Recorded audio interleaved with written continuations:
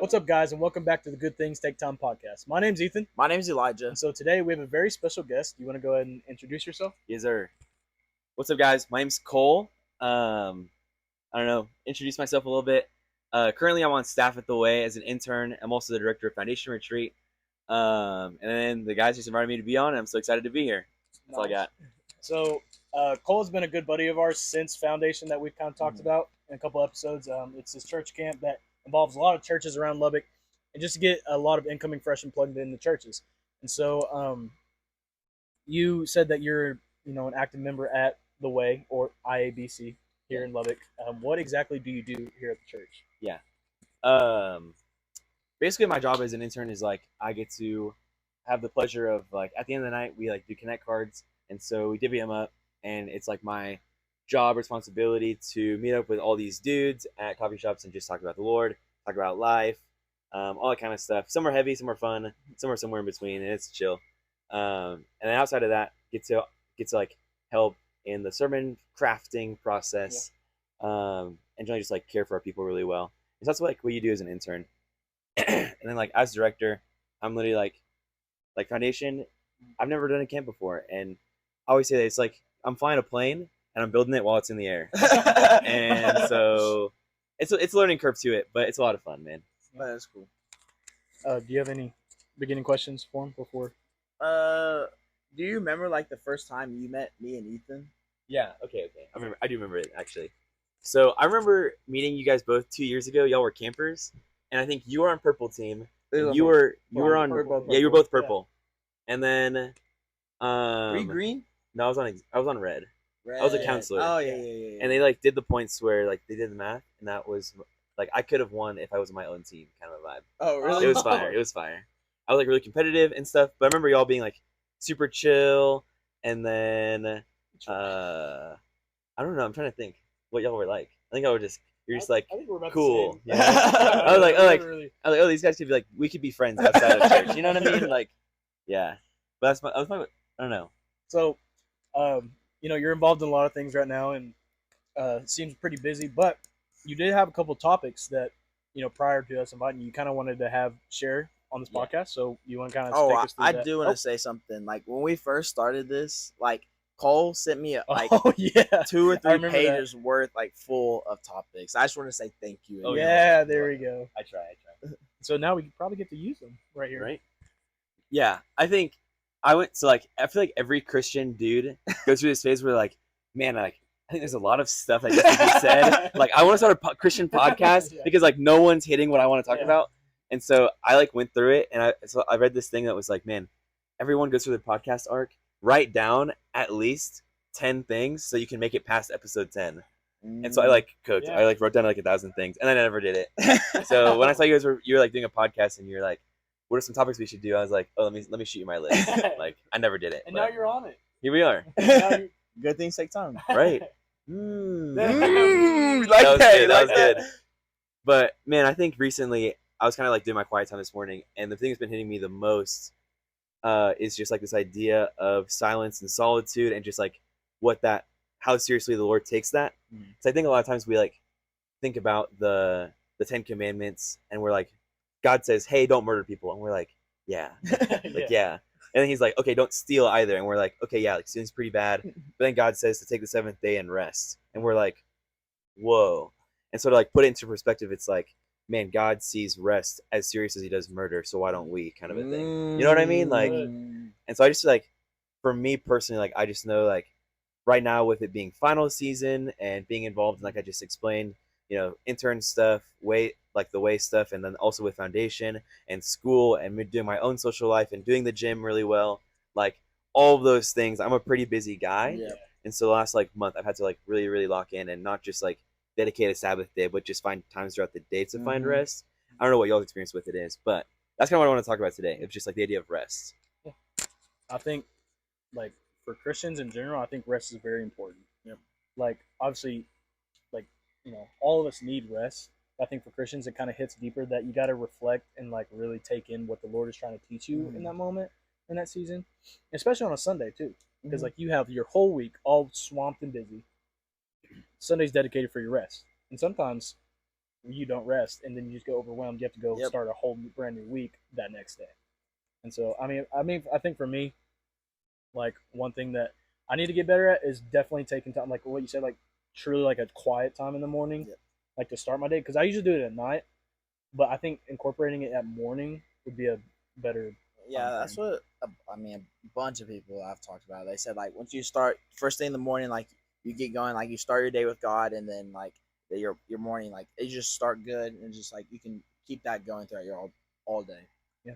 But like for me, like for the longest time, I always just thought of like rest as like truly like sleeping. Like man, like let me get some rest. And it was I guess like until this year, like I fully like understood like taking like actually like a break from life and like actually like focusing on like myself and God and like taking that quiet time, like even like mornings or like I mostly do mine like in the middle of the day or something, and just like truly reflecting on like what the Lord is doing in my life or like His Word, and like just because it really is important just to like take that time and like kind of like block out the like worldly things and just have you and like God in your time. Yeah. You kind of want to elaborate more on? Yeah, like I think when I sit down and do coffee meetings with a bunch of guys, like a really common question I'll hear is like, man, like I go to church or like a small group setting, and all these people say like, oh, I think God is telling me this, or I think God is telling me that, and I'll get the question of like, man, how do I listen to the Lord? And my answer is usually like, man, like show me your schedule, like, and you'll see like you'll hear school a lot of it is a big one, or like work and stuff like that, and I'll ask like, so what does that kind of look like? And man, I think that like God's always like in the whisper, He's like always tugging, but it's just like how intently are you listening, kind of a thing. Like I don't know about y'all, but I can't focus in a crowded room, and I think a lot of times like spiritually speaking, we go through life and we just have all these different things we're focusing on.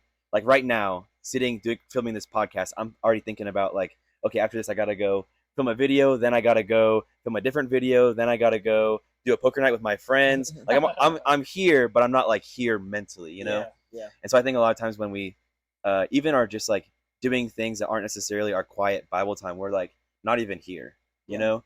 And so I think I've tried really hard to like give myself some breather, or to like really lock in and say like, man, like I'm here in this place right now, like how can I steward this time the best, you know. And so I've just found that like the moments where I feel the closest to God is when I'm not focused on the next thing. It's like when I'm here, and I don't really know like just like to pivot a little bit.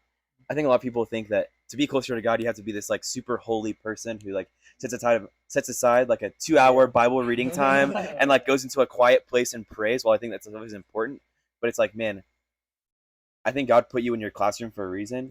Yeah. Like you aren't called to just sit in a room all day and like read your Bible. Like that is so important, yes. But it's like, man, rather than thinking like, okay, I need to do less school, I need to do less work, I need to do less this or that.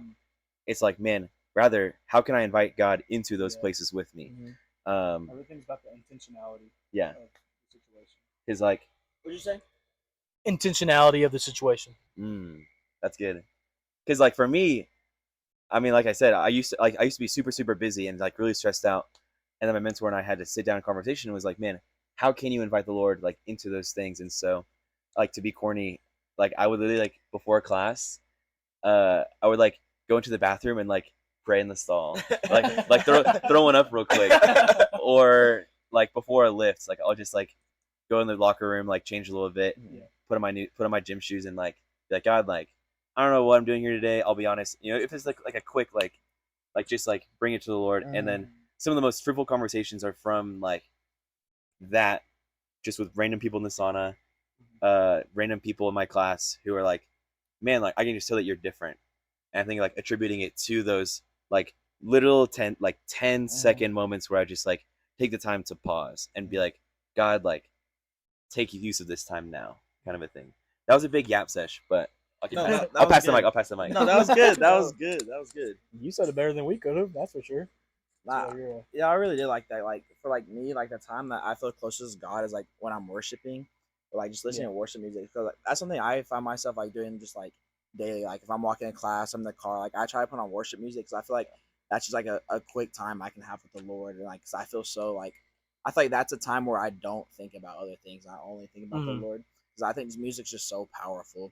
And like this past year, like I walked to class I park at the rec and had to walk to the education It's a building. long old walk. And I would just take that time, just like put my phone in my pocket, and like just like kind of just talk to God, and like just have that little 3 minute walk, and just spend that time with the Lord, because like just that small amount of time like would impact my whole day. Do you have any advice as to like if someone were to want to change their habits and incorporate God in their daily life, or like how to be more intentional in their quiet time? Yeah. Something that my mentor told me so I didn't grow up in church. I grew up like in a similar sense to how there are lukewarm Christians. I grew up like lukewarm Buddhists. And so when I came to like Christianity, there were a lot of just stones I had to step over to kind of get acclimated to Christian culture and stuff. And I was like, Christian, like, how do I do the Christian thing? Like, I don't get it. Like, I feel like there's so many things I have to do I feel like it's overwhelming. Like, there's a checklist almost. Yeah. And he told me, man, the best way to start is to start simply and just simply start. It's like that it's either one day or day one. Oh, you know what I mean? Yeah. And so for me, like, it just started with, at first, I did not read the Bible on my own because I had no idea what it said. And so me and my mentor read through Acts. We would meet up, sit down at a coffee shop, and go chapter by chapter. And he would say, okay, we're just going to sit down and you're going to ask me every single question you have. Like, if none of it makes sense, I will spoon feed you the chapter. And so we've been doing that for 3 years. And when someone asks me, like, from my small group, like, hey, man, like, I graduate in August. And so some people in my small group were talking about, man, like, how do I want to take up the mantle? How do I grow? Like, I want to be you when I'm a super senior. And I was like, okay. And I think a lot of us, when we think about the Great Commission, we think about, man, who can I disciple? But not enough times do we think, or who can disciple me, you know? And I think just finding a mentor is like step number one. I think in the modern church, we kind of lost that. Like, a lot of people will show up to youth and only talk to people in youth. Or people will only show up to college ministry and only talk to people in college ministry. When you read through Acts, it's like the church was meant to be a multi-generational thing. And so when people tell me, oh, like, I go to church, I go to the way, I'm kind of like, I think it's great you're going to college ministry, but there's something to meeting up with some old lady who has like 60 plus years of doing life and like walking with the Lord. Like, that advice is so much different because it's seasoned, you know? And there's also something to talking to someone who's like 15 and on fire for the Lord, who like has that literal childlike faith, and you're like, man, like, that's heat, you know? And so my biggest advice to someone who like wants to build up the disciplines, it's like, man, literally, like, just jump in the pool. Honestly, like, find a mentor who can teach you how to swim, and then, because I've always thought about our spiritual walk, like Ephesians 5 talks about how it's almost like you're growing up in the faith, and stuff. And so, at some point, someone's gonna have to baby spoon speed you. You know what I mean? Yep. And then one day you're gonna just like grow up and start doing like dino nuggies. Then one day you're gonna be making the dish for yourself, and I mean, like that's just the truth with us spiritually speaking. You know what I mean? Yeah. Oh, that was good. You're just full of quotes today. Man, you're just on something today. Do you have any questions for him? Not Not right now. Yeah. Okay. All right. I was curious. My fault. I think not isolation. That word, help.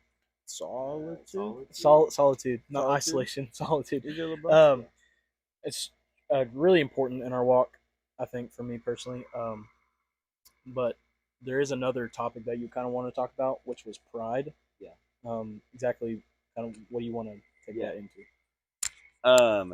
So man, as like I said, I'm graduating, and there are a lot of guys in my circle who are very like gifted and talented. Like, God has clearly blessed them with either the ability to communicate really well, or have these unique ideas, or just like serve really well, or stuff like that.